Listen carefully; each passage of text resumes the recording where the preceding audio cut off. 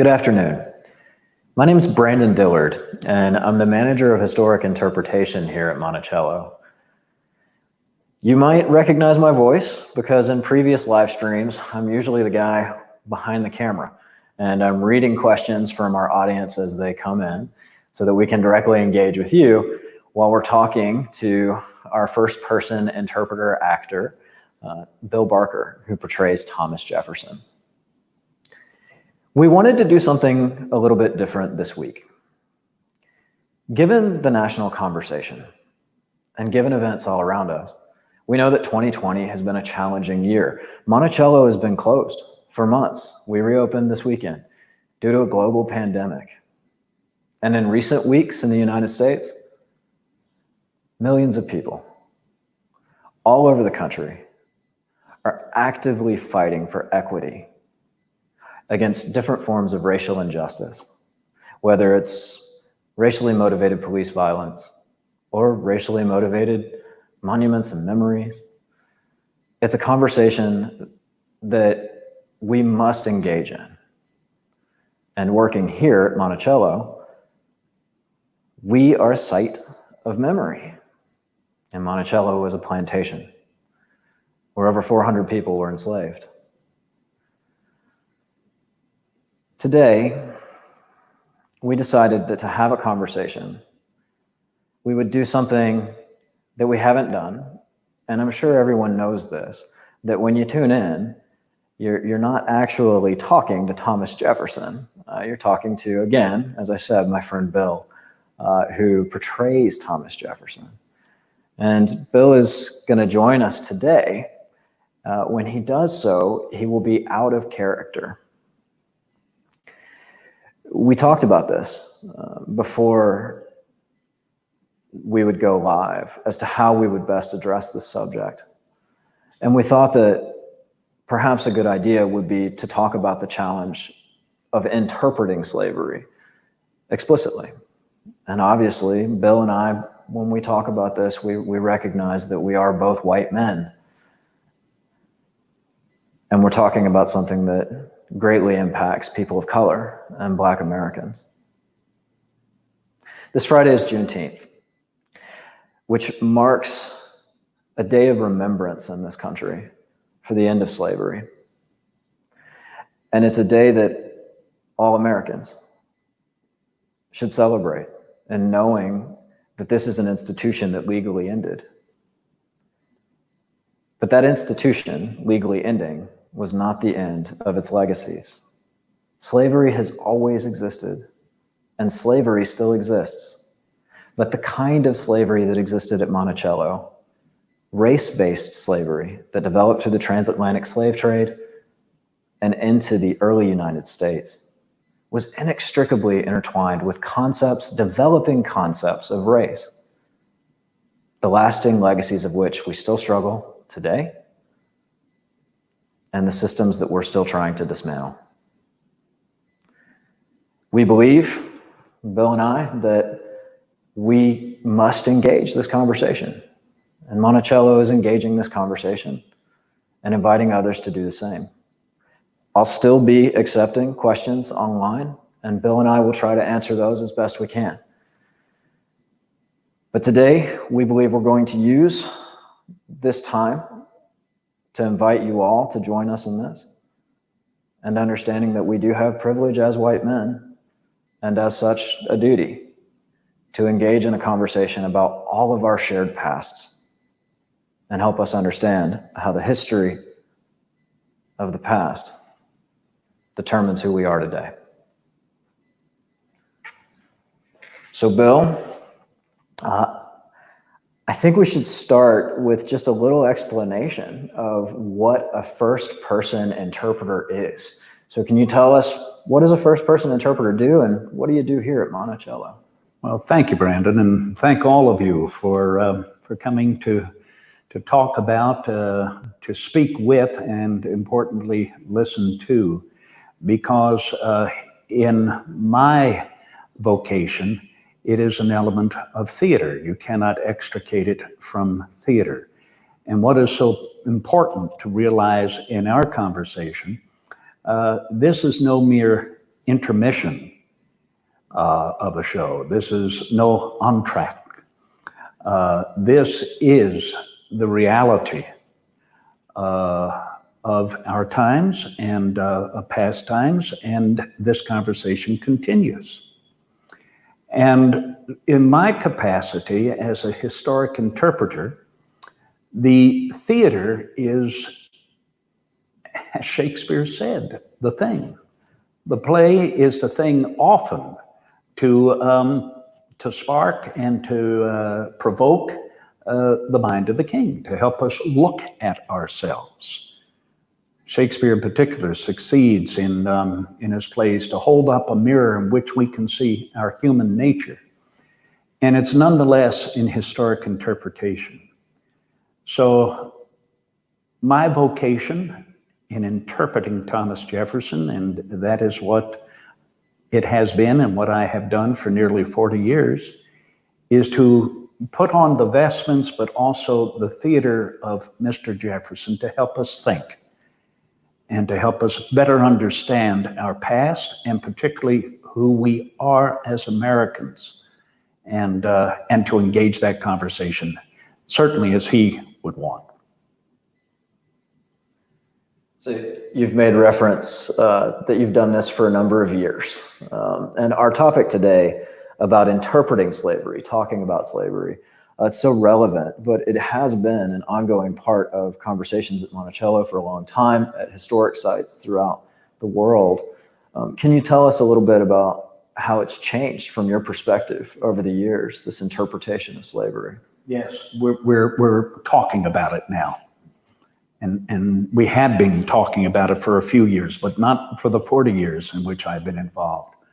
And imagine, I'm a child of the 60s, so I grew up in talking about this, and we go in and out of it, but at historic sites, as I began this at Independence Hall in Philadelphia, yes, there was mention of slavery, but it was not engaged thoroughly, and I'm going back 40 years. When I went to Colonial Williamsburg in the spring of 1993, Williamsburg had already embarked for several years upon the discussion of slavery. There was the African American Interpretive group at Colonial Williamsburg, and I welcomed that opportunity to work with them to better explain this story and enact the story of our history. Monticello had embarked at the same time upon speaking on slavery, and continues, as Colonial Williamsburg and many other living history museums and national historic sites across our country, continues to speak about this the more and more, engage this, but most particularly what's so important, to acknowledge it, and struggle with it. We need to struggle with this. A first-person interpreter is limited to the character, the time period that they must portray. And actually, in conversations preparing for this week, one of the things that you and I discussed is a great example. Juneteenth is something that Thomas Jefferson, during his life, would know nothing about. So can you talk for just a minute about the challenges of staying in character when talking about slavery in particular? The big challenge in interpreting Thomas Jefferson would be for a visitor to say, "Mr. Jefferson, what do you think about Juneteenth?" And for Mr. Jefferson to reply, "What is Juneteenth?" And this allows the visitor, the guest, to explain it to him. So here's a wonderful opportunity to speak with our past, and for the past to speak with the future, to come to an understanding that Mr. Jefferson learns from the future, and with the hope that the future may learn, well, if you are referring to a time in which we've finally ended slavery, what did it take then for that to come about? Would Mr. Jefferson want to know what it took for that to come about? We know that, and what I can talk about in persona are his predictions, what could happen He did make statements in his letters, and that's my job to interpret those letters and the conversations we know he had and the interactions with those of his period. But it becomes even more a struggle for him as it does for us to ponder what it took, and then for Mr. Jefferson to understand what it continues to take. You've kind of answered this a little bit with that question. It makes me think about this, though, given the limitations of staying in character. There are strategies, of course, that you all implement to get more complete messages across. And I work as an interpreter, but not as a first-person interpreter. So I think that people would call me a tour guide, but not someone who dresses in a costume or is bound by the times. So could you share some strategies with us about how you bridge that gap? I think the strategies for helping us to better understand where we have been rest in the reiteration and continuing conversation about our nation's founding principles. I always prefer to introduce Mr. Jefferson as writing what George Washington referred to as the promise, the Declaration of American Independence, as something that does not include anything new or original. That it is the representation of the accumulation of man's eternal history in the struggle for liberty. Now, that is considered man's eternal struggle for liberty in Jefferson's time. That has gone on. And the fact that our promise, our declaration, in an expression of the American mind, submits these facts to a candid world. One of my strategies in that introduction is to remind people that we achieved the first nation in the history of man founded upon principle, not upon monarchy, not upon nobility, landed gentry, aristocracy, principles of unalienable rights in nature that every individual is entitled to. Is that the experience in his day? No, it is not. But he wrote it, and it's our founding principle, and it's our blueprint from which we can continue to struggle and have the conversation and pursue that equality. I remind people as a strategy that we brought 13 individual nations together to remind us these former colonies were nations unto themselves with differences of religious opinion in one, different from another.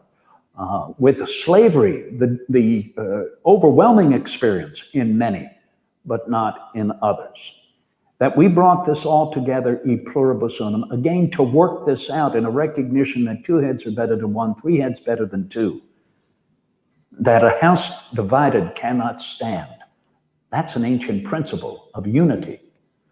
And to help us understand that egalitarianism, providing an equal opportunity, is not a socialism. It's an equal opportunity.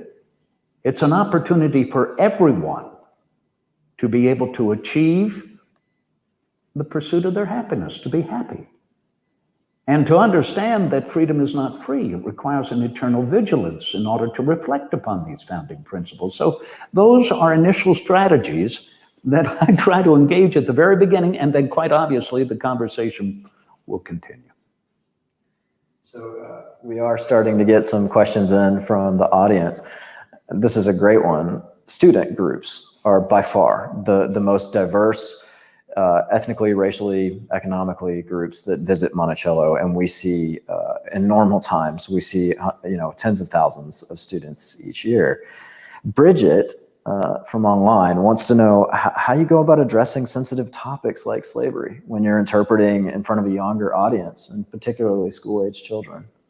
Well, Bridget, I can tell you, it's always been my experience to realize that the young are very sensitive to begin with and have a great common sense and understanding out of the mouth of babes. And we're better to engage this conversation, if only to begin it with many who have been thinking about it, that they can continue to think about it and can continue to engage it. For a student and to ask Mr. Jefferson about slavery opens the door. It's very sincere, it's very innocent, it's obvious. And we approach it. And we speak about it, we speak with, and we listen to. So I welcome students. I've been going out to schools for more than 40 years, and I can tell you that it is the most satisfying work, particularly when greeting them here at Monticello, as I was able to do at Colonial Williamsburg. And this is how we touch our past. This is how we prepare our future. So these are opportunities in the persona in our past to speak with the future. This one is interesting. So Zach wants to know, do you find that people assume your views are Thomas Jefferson's views? Is it hard for people to differentiate between the two of you? And I have a follow-up. Do you ever wish you could answer as Bill instead of as Thomas Jefferson? Firstly, let me answer the second part. Of course, I wish I could answer as Bill, but I'm in my persona, I'm in my job, I'm in my vocation, I'm in my duty to teach history, to interpret history, but certainly not to justify Mr. Jefferson's opinions. I expose his opinions, I speak about his opinions, but I also speak about his achievements, and I speak about his vision, and most importantly, to reveal that he changed his mind as he grew older. To help us understand, we all change our minds as we grew older. And you read Jefferson, and he'll let you know, I once thought this, I now think that. And it's helped me to keep in touch with him, and particularly to help me better understand how day to day, what we meet and what challenges us, challenges preconceived ideas. I think that this is a very challenging one, and a couple of people have asked questions that relate to it, but you just opened the door for it by saying that it's not your job to justify Jefferson's writings.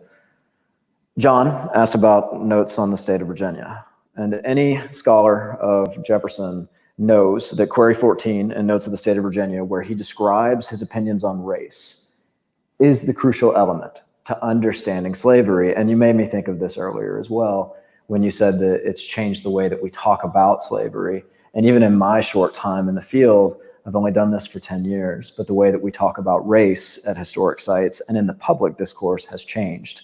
10 years ago, systemic racism, understanding white privilege, these were not broadly known conversations outside of academic discourse.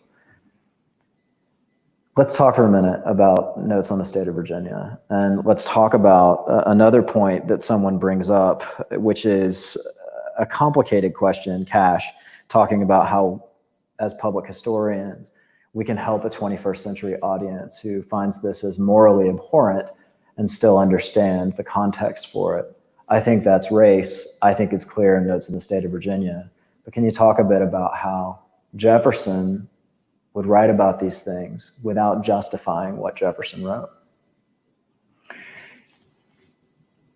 If someone, and they have many times, asked Mr. Jefferson about his notes on the state of Virginia, you'll certainly see a remorse to begin with. You'll certainly see an effort perhaps to dodge speaking any further about the question, but he's not going to dodge it. He's going to approach it. And as he later does in life, he's going to apologize for it. He does this in a letter to Henri Grégoire, who becomes a very well-known French abolitionist. It is in a letter Jefferson writes February of 1809. But even this remark is not meant to be an excuse. It's a revelation of the struggles that Mr. Jefferson was going through, as we continue to go through when we read these notes. A further revelation is the fact that we know these now. We know Jefferson's notes on the Virginia. He did not write them to be published extensively. He wrote the notes collectively in answer to a questionnaire that was put out by the Marquis Barbet de Montbois to the colony of Virginia. They were like questionnaires to put out to all of the former colonies so that France could become better aware of information, animal, vegetable, and mineral, particularly to investing in the American Revolution. So Jefferson had accumulated notes already, and he gathered these all together when he went to France, and there in France, he had them published in French privately and handed out to gentlemen of scientific curiosity. Well, quite naturally, it got out of their hands. It was published, and there it was. So there's a background. That's not a justification for them. It's a revelation of them.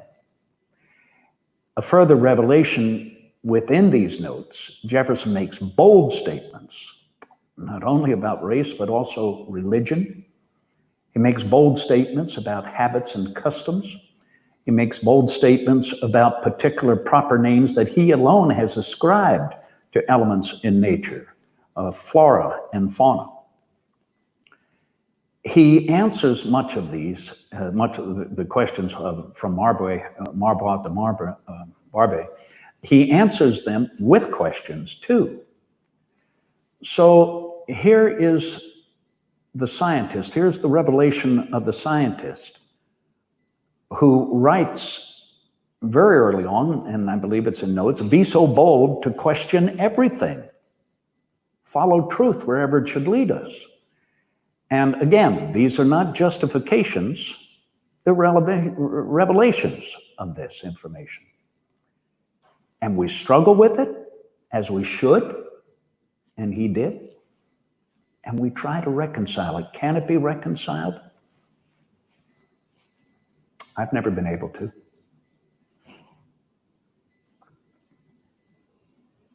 We just got a comment that I think is very relevant to what you just said, and also the conversation at hand. And I'll preface it by saying this is an emotionally charged subject for a lot of people. And I can offer the best possible proof of that to all of our Facebook audience members. Look at the comments. People have strong feelings about this. And those feelings run across the board and are particularly addressed towards this history and the way that we talk about this history. Some people clearly say that we are trying to tear down the history of a great man by remembering slavery. Others say that we are trying to celebrate a singular narrative of a white man. And we welcome that discourse. But Dylan asked this question, and I think this is very pertinent for you. When you're out there, you can see these emotions in people. How do you help mitigate that while you're in character, helping people, audience members, grapple with their own emotions? I only hesitate because I'm looking for the word, and I use it frequently in persona. This is the duty of an American citizen. It's our duty. It is we the people who hold the reins of our government. We the people who are responsible for the American conversation. This is exactly the foundation upon which the American Revolution was engaged, as the British will want to play on the surrender field at Yorktown, the event that turned the world upside down. The recognition by John Locke and others that a monarch is not put on the throne by divine right. The motto of the royal family in Great Britain is Diu et man droit. You can still see it cut on the escutcheons of the coat of arms on the governor's palace in Colonial Williamsburg. God is my right. I'm here by divine right. No, it is the people from which a leader then emanates. If there were no people, the government would govern over no one. So it is the people who not only provide the purpose, but the power for government. This is our conversation. It always has been our conversation. And historyology will tend to it one way in a particular period, it will tend to it in another, but we continue to revolve through this, and in my opinion, evolve, to be able to work this out. And that is my hope. That's why I continue to do this. Retirement's not a word in my vocabulary, nor was it a word in Mr. Jefferson's vocabulary. He left 40 years of public service at 65 years old to devote his time to found a university. And would that he could have succeeded as well in ending slavery altogether. And we know that the Coles brothers approached him on that. And what did he reply to them as he entered his 8th decade? This is on the shoulders of your generation, the young generation. Again, this is no excuse, but it is a revelation of his thought upon the subject. So, again, I think this is our duty. I think this is what of necessity we must do as the people hold the reins of government. And thank heaven we have a system of government in our Constitution, what George Washington referred to as the guarantee of our promise, the Declaration of American Independence, a system of government, the first line of which is we, the people. What a wonderful honor and what a wonderful obligation, in my opinion. You spoke a bit there about the history of history, the idea that history is a set of facts is not exactly right. And we learn, the more we learn about history, the more we learn that history almost says as much about the times in which it is written as the times in which it is trying to describe or understand. There is an aspect of Jefferson's history that I think we should definitely address when it comes to talking about slavery. And it is one of the reasons why Jefferson's history and the history of Monticello is such a compelling lens. And that is, of course, the fact that Jefferson fathered children with a woman who he owned as property. Monticello has, for years, addressed what this relationship between Sally Hemings and Thomas Jefferson meant, so much so that we grapple over the use of the term relationship. We talk about what it means. We talk about how any kind of conversation about consent between a master and a slave could exist, and how we'll never actually know anything about the feelings one way or another. But this conversation and the recognition of Jefferson as Hemings' children's father happened 22 years ago. There was a DNA study. This DNA study did not prove that Thomas Jefferson was the father, and no one ever claimed that it did. What the DNA study did is it provided a significant data point, a piece of corroboratory evidence with which historians changed their perspective. I want to know what it was like for you, because you were interpreting Thomas Jefferson at the time. Could you talk for a minute about how that news spread and what people's reactions were?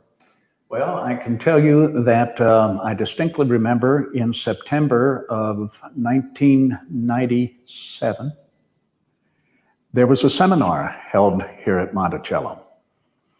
And actually the historians and interpreters of Jefferson sites, Independence Hall, the Jefferson Memorial, let's see, the National Park Service was represented also at Williamsburg was there. I was there as well. And in our collective conversation, it was mentioned that the DNA study in the process for several years was soon to be revealed in its final statement. So we want you to understand this, that this is going to come about in our studies and in our conversation to be very, very effective. And we all wondered when. And it came out, many of you may recall, on the front page of the Washington Post a Sunday edition, and it was, I think, the first Sunday in November 1997. I was walking to the Capitol building in Williamsburg to have a program, and a number of people were gathered around saying, "Mr. Jefferson, have you seen this? Have you seen this?" And what is it? And I read it, and I remember saying, "Well, I will follow science wherever it should lead us." There's the first person interpretive response to something like that, and yet wondering at the same time, what would this lead to in that group of people there?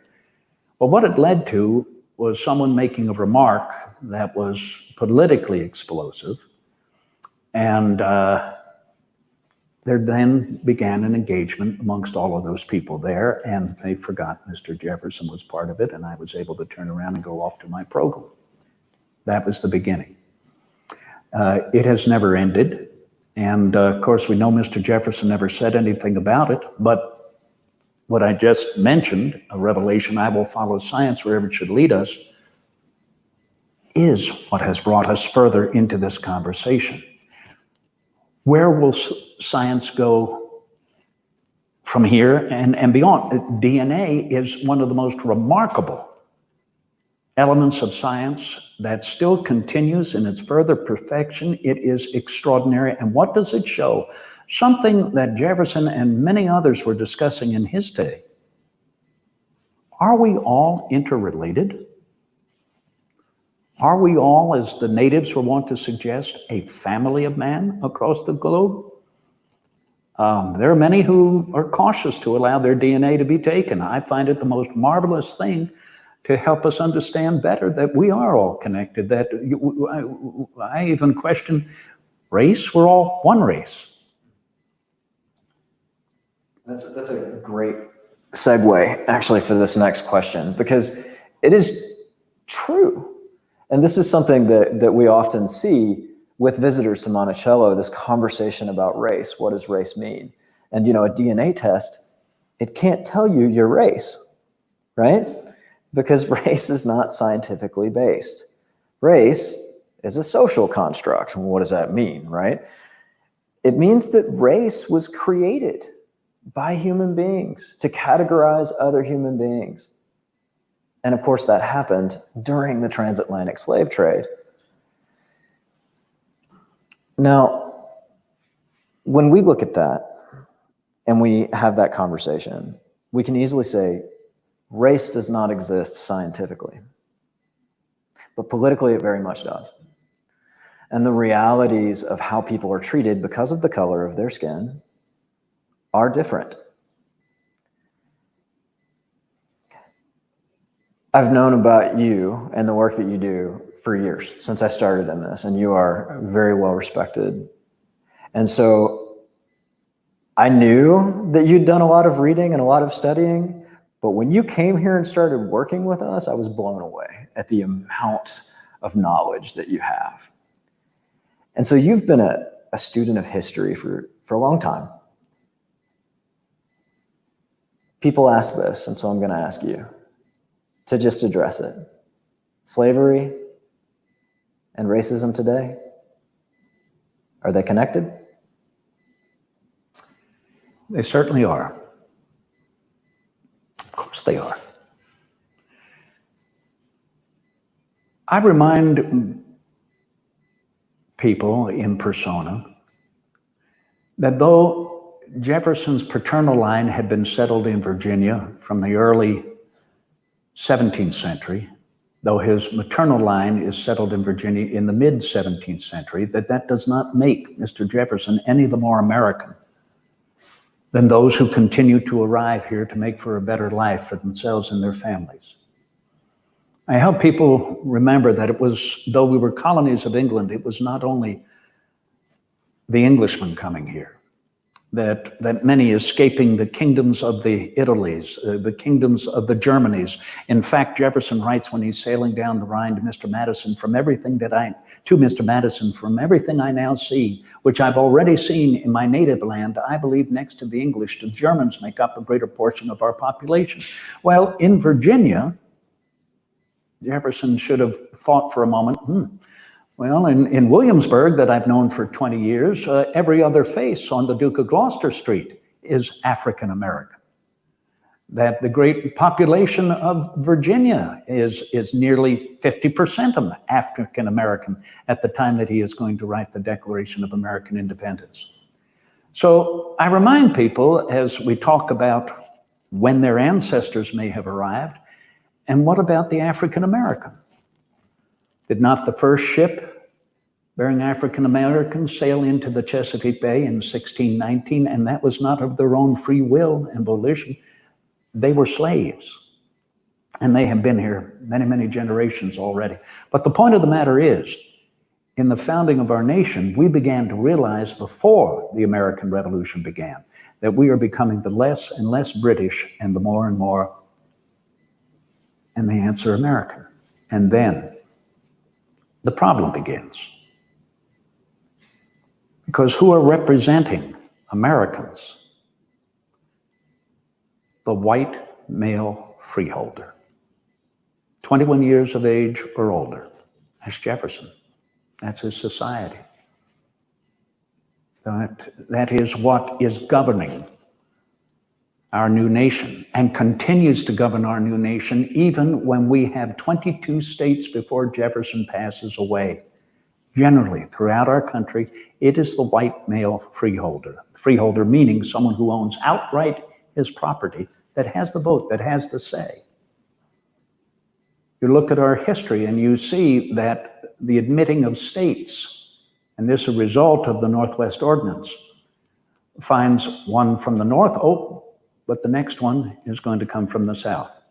Then the one after that from the north, and the next one from the south. And this continues, of course, until we've got a question we have to grapple with, admitting the north of Massachusetts, known as the Maine, and Missouri, which falls distinctly in the center of the West, 3630. So how do we balance this? What are we going to do? Well, who's going to provide the answer? The white male freeholder, compromising, kicking the can.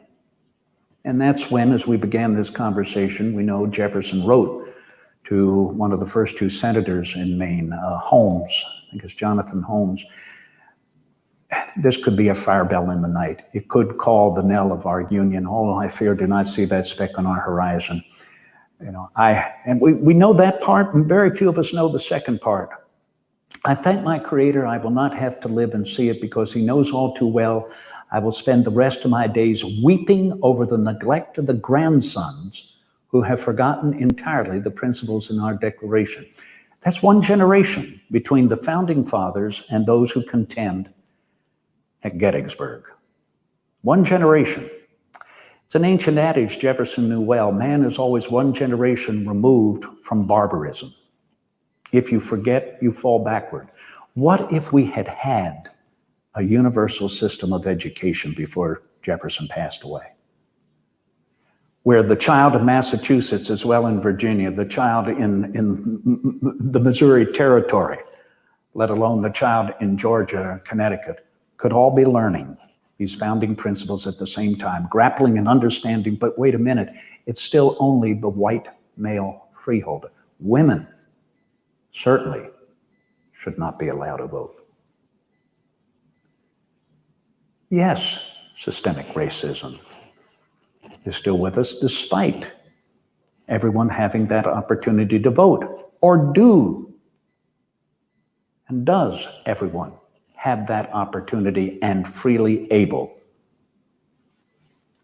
to attend to it?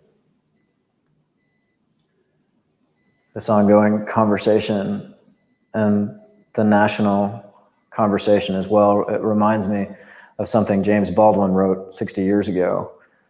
This country is celebrating the end of the Civil War 100 years too soon. Celebrating 100 years after the war, 100 years too soon.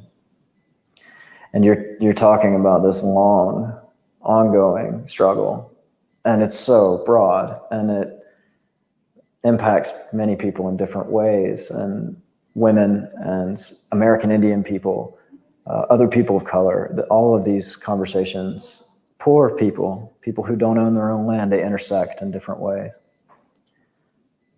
And it's an ongoing conversation that I hope we continue to have. We have time for one last question today, and I think that it's one that applies very much. What's your hope for historic sites and interpreters like yourself? What role can you play in this conversation moving forward? Reminding us of who we are as Americans, reminding us of that. You made this statement earlier. This is an emotional conversation, and it ought to be an emotional conversation, because being an American is the most wonderful experience if you have all of those rights which you are entitled to under nature and nature's God to pursue your happiness. Where else in the history of the world? That's why we're peopled with so many who continue to come here. And if you want to feel the emotion even more, please attend to a naturalization ceremony. Monticello continues to offer that. Poplar Forest offers that. Independence Hall offers that. And listen to the people who raise their right hand and take the oath of allegiance to our nation while they forego any further allegiance to their nation, that they may someday have to take up arms against the nation of their birth. And then realize that what they are learning about our history, and particularly of slavery,